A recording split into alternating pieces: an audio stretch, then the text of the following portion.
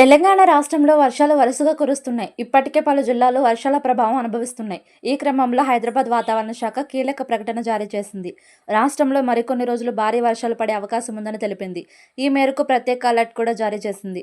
వాతావరణ శాఖ వివరాల ప్రకారం నైరుతి విదర్భ ప్రాంతంలో కొనసాగిన ఉపరితల చక్రవాత ఆవర్తనం మరత్వాడ ప్రాంతానికి చేరుకుంది. ఇది సముద్ర మట్టం నుండి 3.1 నుండి 5.8 కిలోమీటర్ల ఎత్తులో కొనసాగుతుంది. దీని ప్రభావం తెలంగాణ వాతావరణంపై స్పష్టంగా కనిపిస్తుందని అధికారులు చెప్పారు. అలాగే ఒక ద్రోణి మధ్యప్రదేశ్ నుండి తూర్పు విదర్భ మీదుగా తెలంగాణ, దక్షిణ కోస్తా, ఆంధ్రప్రదేశ్ వరకు ఏర్పడింది. ఇది పశ్చిమ మధ్య బంగాళాఖాతం దాకా విస్తరించి ఉంది. ఈ ద్రోణి కూడా సముద్ర మట్టం నుండి 0.9 కిలోమీటర్ల ఎత్తులో కొనసాగుతుంది. ఈ పరిస్థితులు ఆ రాష్ట్రంలో వర్షాలకు కారణమవుతున్నాయని వాతావరణ శాఖ పేర్కొంది.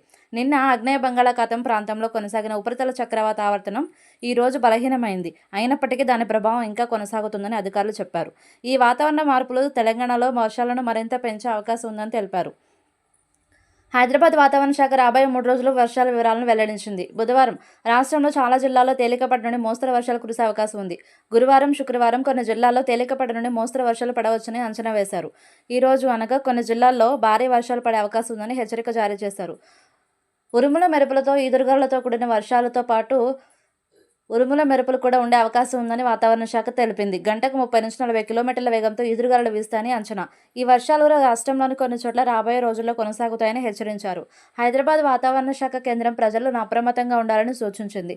ముఖ్యంగా తక్కువ ప్రాంతాల్లో నీరు నిల్వ ఉండే అవకాశం ఉండడంతో జాగ్రత్తలు తీసుకోవాలని సూచించారు. వ్యవసాయ పనులు, రవాణా సౌకర్యాలు వర్షాల వల్ల ప్రభావితమయ్యే అవకాశం ఉంది అని హెచ్చరించారు. మొత్తానికి ఉపరితల చక్రవాత ద్రోణి ప్రభావంతో తెలంగాణలో వర్షాలు కొనసాగుతున్నాయి. రాబోయే 3 రోజులు రాష్ట్రంలో మొత్తం వర్షాల వాతావరణంలోనే ఉండనుంది. ఈ సమయంలో ప్రజలు వాతావరణ శాఖ సూచనలను పాటించడం చాలా అవసరం.